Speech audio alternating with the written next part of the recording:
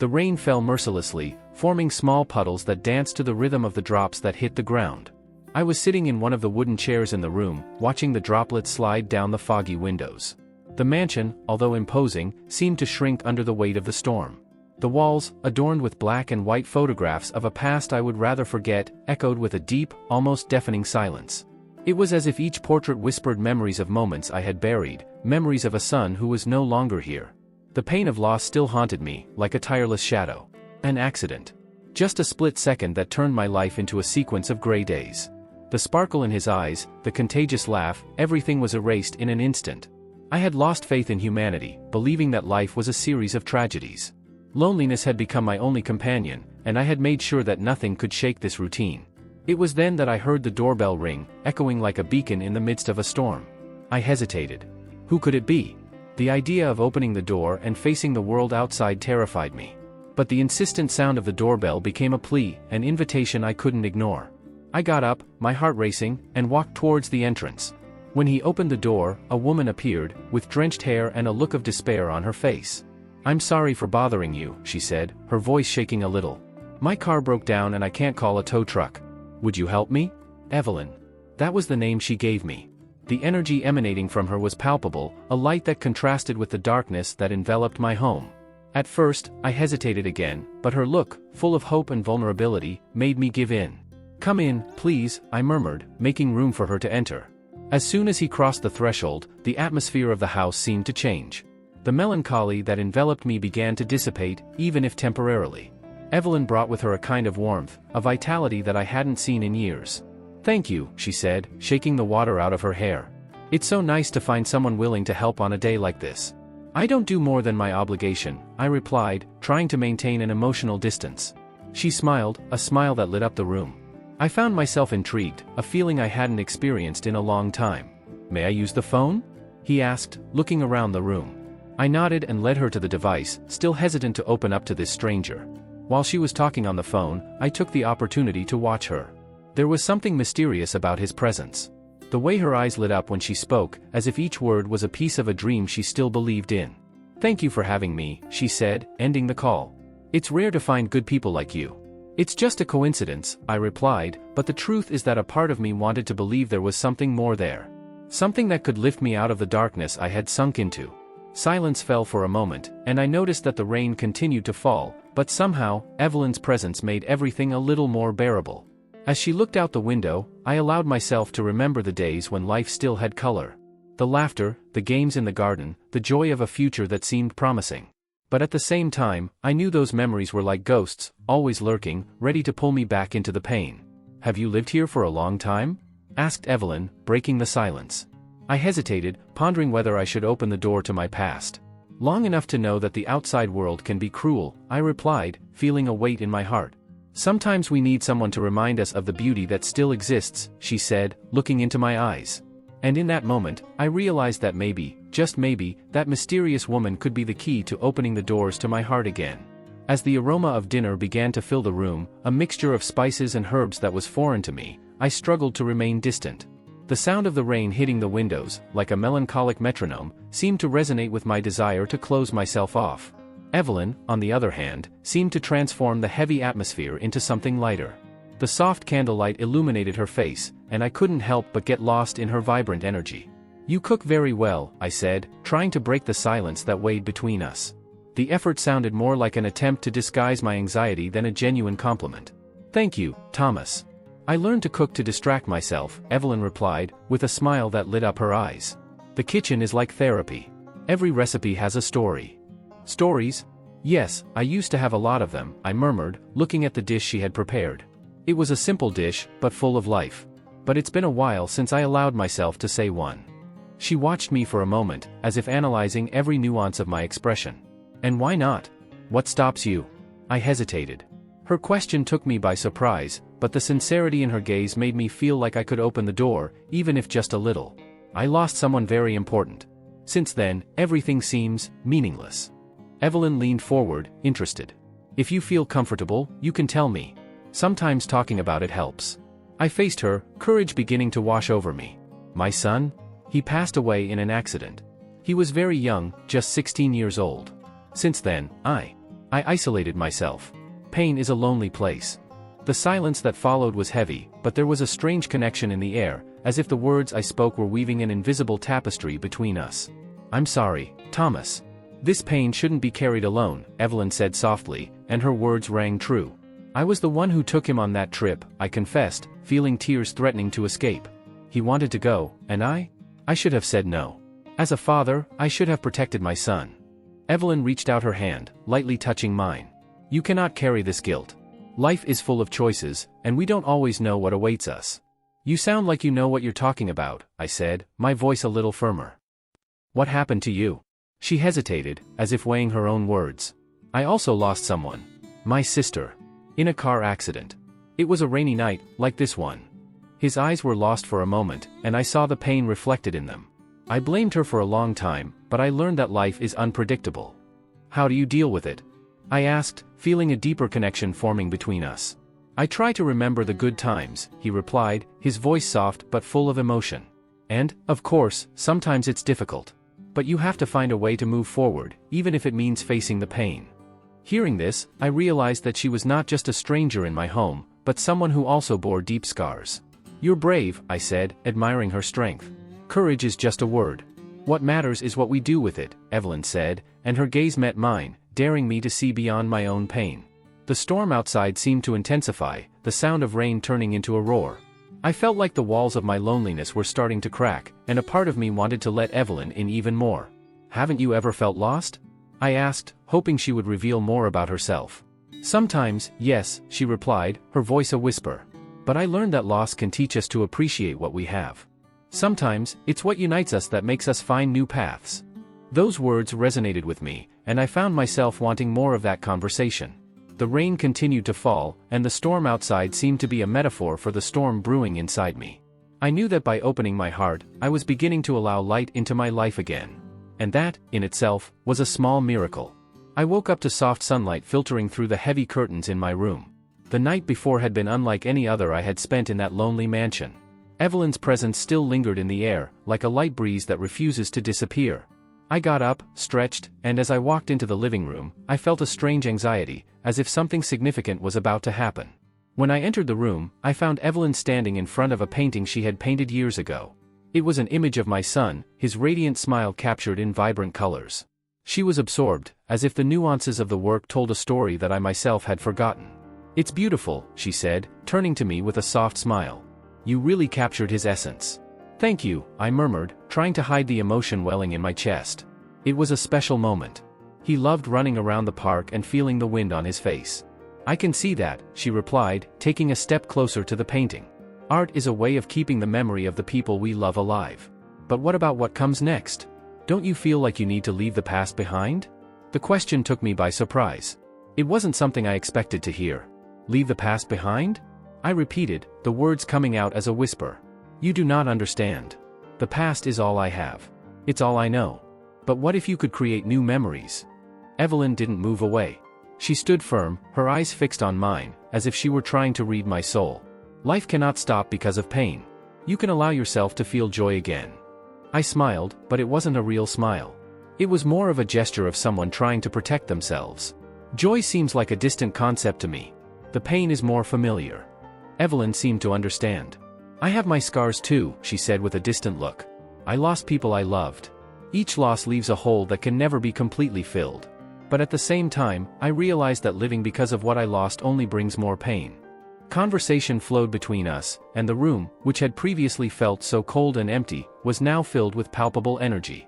It was as if, for the first time in years, I was actually talking to someone, and not just listening to myself.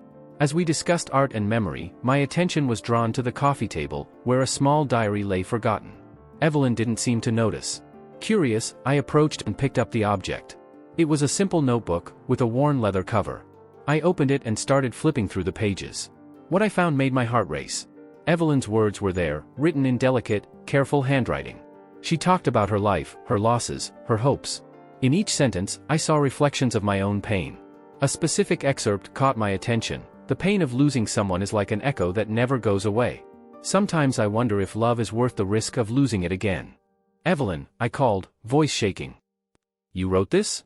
She turned quickly, a look of surprise on her face. "Ah, my diary," she exclaimed, as if she had been caught red-handed. I didn't know it was here." "You had your losses too," he said, pointing to the notebook. "This is all so similar to how I feel." She walked over and took the diary from my hands, a light blush staining her cheeks. Sometimes writing is the only way to process pain. But it's also a reminder that we are not alone in our struggles. "Do you believe it is possible to find new meaning in the midst of suffering?" I asked, my eyes fixed on hers. "I want to believe so," she replied, the determination in her voice surprising me. "Life can be cruel, but it can also be full of beauty. We need to be willing to open our hearts again, even if we are afraid." Those words resonated with me, like a familiar melody. I was beginning to understand that, perhaps, Evelyn's presence was not a mere coincidence.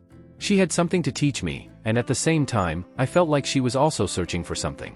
The connection between us was forming, and for a brief moment, the loneliness that had accompanied me for so long seemed to dissipate. The morning sun filtered through the mansion's curtains, creating a play of light and shadow that danced over the antique furniture.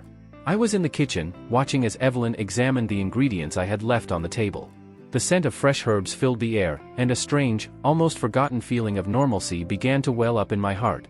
"You have a good kitchen here, Thomas," she said, a smile that lit up her face. "It feels like it's not just a house of memories, but also a place to create new memories." "Memories," I murmured, remembering the walls that seemed to hold echoes of the past, as if each object had a sad story to tell. "I don't know if I'm ready to make new memories." She turned to me, her hands now resting on the counter. "Why not? The past is important, but it shouldn't be the only thing we experience. What do you think about doing something together? How about a dish you like?"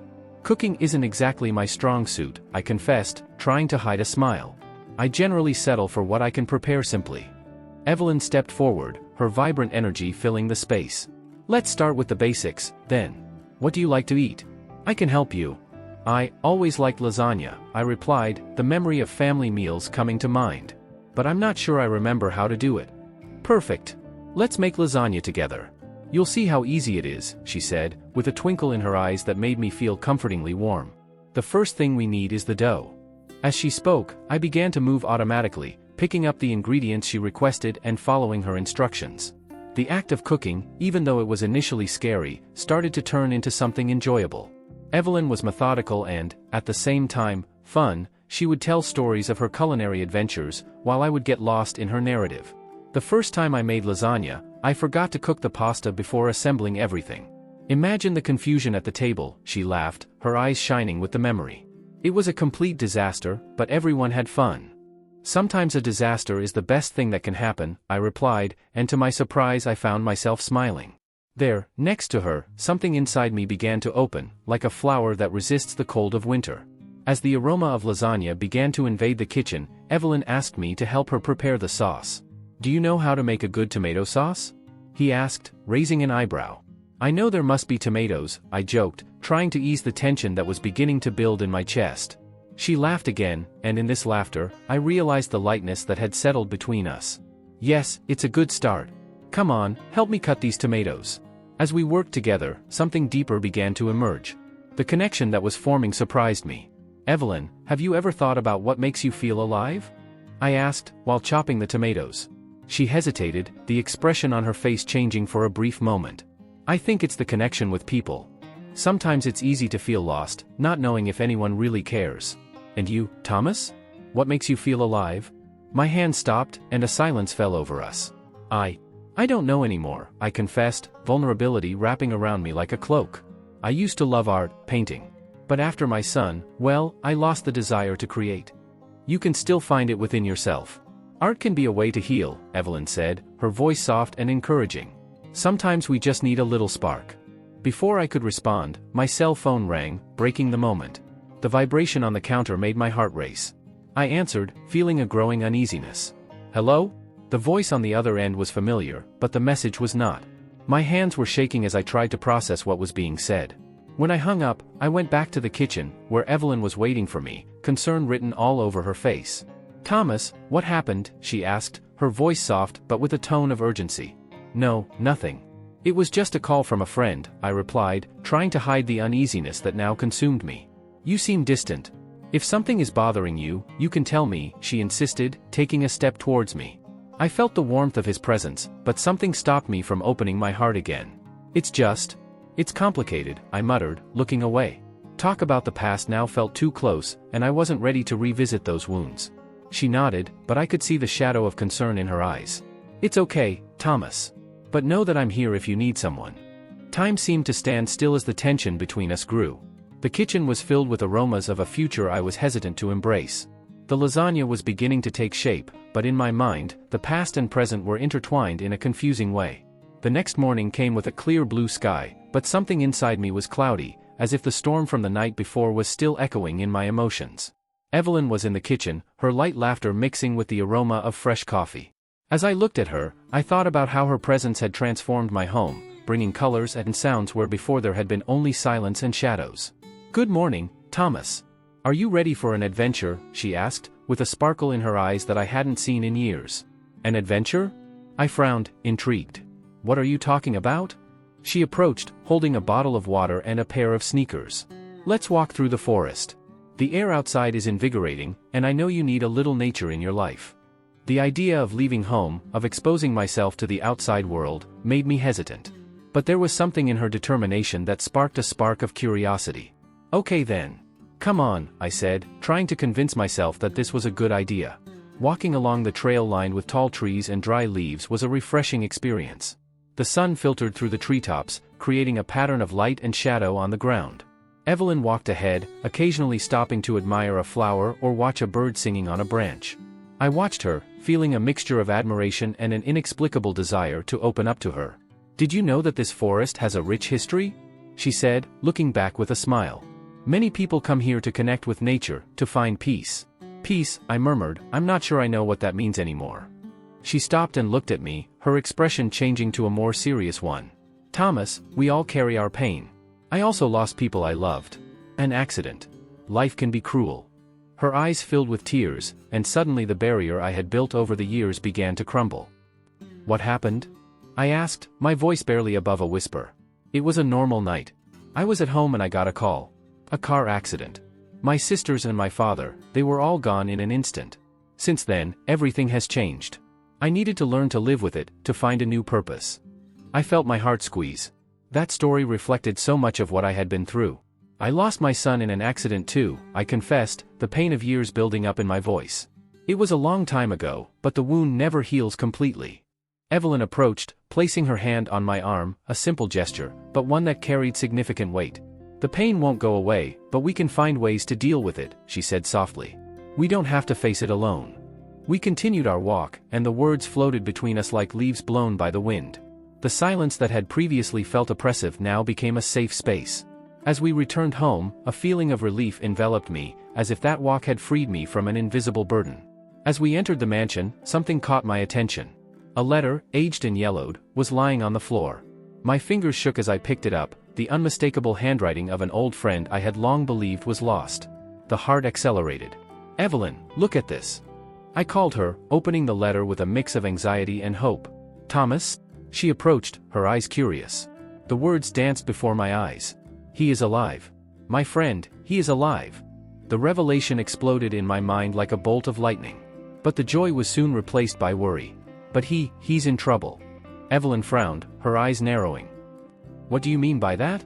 "He mentions that he needs help, that he is in a complicated situation." I never thought I'd see him again, and now he needs me, I said, emotional confusion consuming me. What should I do? The pain of the past and the hope of the present intertwined, forming a tangle that was difficult to untangle.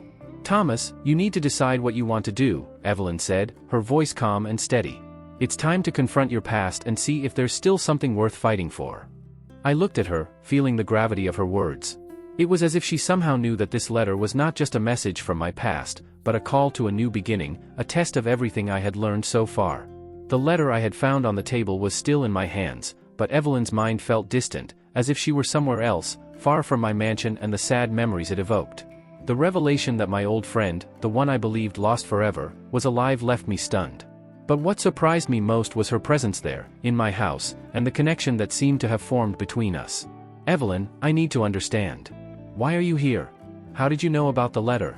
What do you really want from me?" She hesitated, her pale eyes reflecting a mixture of emotions. "Thomas, I didn't come here by chance. My presence, this was all part of a plan. My job is complicated. The tension in the room was becoming palpable, and I felt my heart racing. Complicated? What do you mean? I'm a private investigator. His words were like a punch in the gut. I'm here to investigate a crime that happened years ago. A crime that involves your son. My son? Anger and confusion mixed in my voice. Are you saying you're here because of what happened to him? You can't be serious. I know this is difficult, but there is more to discover. The connection between the events of the past and what is happening now is deeper than you realize. Her expression was serious, and I realized there was something more she wasn't telling me. Before I could process everything, a loud noise echoed through the house, followed by male voices. Panic took over me. What was this? I asked, looking at the door. Is there anyone out there? Evelyn stood up, her face pale. They're here. Thomas, we need to hide. I didn't have time to question what was happening. I took her hand and pulled her into the hallway, leading her to the back of the house, where the darkness could protect us. We heard the heavy footsteps and the voices of men approaching. Where is she? We know she's here. One of them screamed, and my heart skipped a beat. Who are these men? What did you do, Evelyn? Distrust consumed every word I spoke. I swear I didn't know this would happen. They're after me because of the investigation. They want to stop me from finding out the truth. She was visibly scared, and although I wanted to believe her, the doubt persisted. You need to tell me everything, now. I whispered, forcing her to look into my eyes. What do you know about what happened to my son? Who are these men?